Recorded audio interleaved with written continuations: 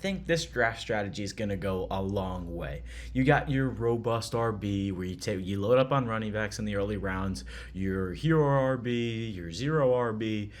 But I think this one's gonna be really smart. I am waiting on a quarterback, and when I say waiting, I'm waiting till like the 10th or more rounds to be drafting a quarterback. You do not need a Josh Allen, a Lamar Jackson, a anybody, Joe Burrow especially. I mean, this is a year where quarterback is not necessarily the most needed position.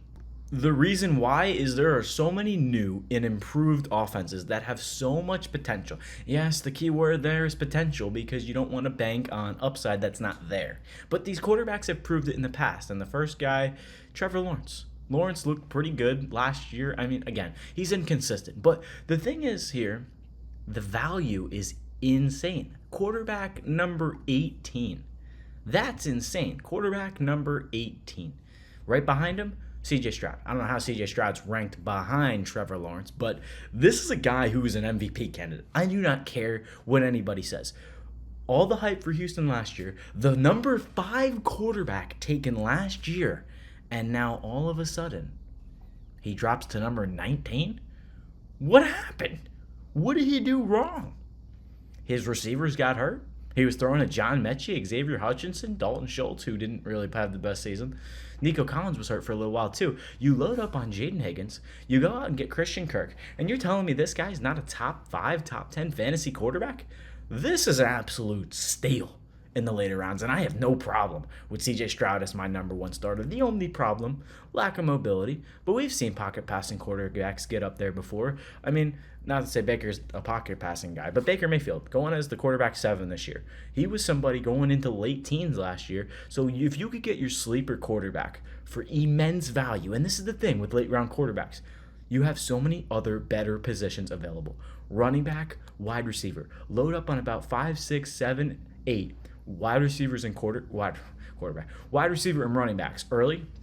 And you don't need to take a tight end until later either. Tight ends, there's not a lot of good tight ends. I mean, Brock Bowers, yeah, sure. But again, the tight end 1 curse. It's so weird. But every year, the tight end 1 falls off just like the running back 1. It is so weird. But Brock Bowers, you have Sam Laporta last year, the 1, he fell off. Travis Kelce the year before, he was off a cliff.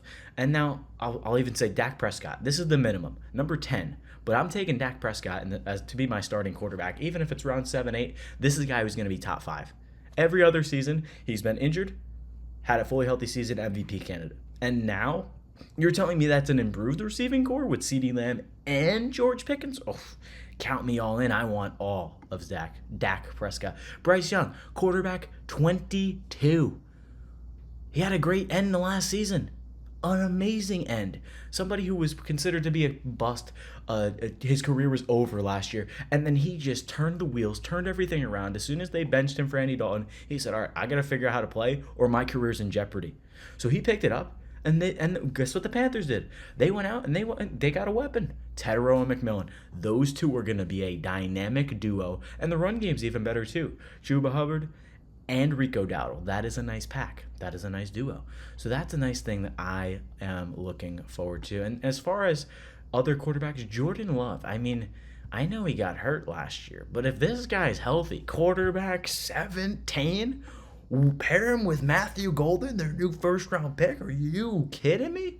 What is with these values? Not to mention, we'll talk about Golden in a little bit, but Matthew Golden going as the wide receiver, what is it, 54? There's 54 receivers that are ahead of Matthew Golden? I mean, it was the same thing last year with Ladd McConkey, Brian Thomas Jr., and Ladd was a second-round pick. Brian Thomas was picked around the same range as Golden. So why is he? I understand that there's so many wide receivers on Green Bay, but Jalen Reed is hurt. Christian Watson is hurt. Who's going to catch the ball? Dontavian Wicks? Like, seriously, I don't know what's going on there, but Matthew Golden is an absolute stud, league winner. And as far as tight end, you don't need to draft the tight end early either. Wait on tight end, wait on quarterback. Tyler Warren, the new rookie. I know there's not a good quarterback there, but he is the only target that is big, can go over the middle, and catch about 5 for 80 a game. That's all you need out of a tight end is 10 consistent points week in, week out. It's hard to find a tight end that's going to catch 5 for 50 a game, and that's Tyler Warren. I mean, all the rookies, Brock Bowers, Sam Laporta. There's always guys that come through, and Warren is going to be utilized. He was drafted early. Love Warren. But my point here is you can wait on quarterback and tight end. There are so many quarterbacks and tight ends later in the drafts, and that'll lead us to our next topic. But as for quarterbacks, just to finish this off, wait on quarterback, wait on tight end. You go draft your Ashton Genties, your Matthew Goldens. You're in the middle of the rounds. Go get a Kyron Williams, Tedero McMillan, DK Metcalf. All of these guys you load up on early, especially running back, because there's a limited amount of them, and it's the most injured position. You will dominate this year. I'm telling you, get one of the quarterbacks that I just laid out on the chart. It's going to be an incredible season.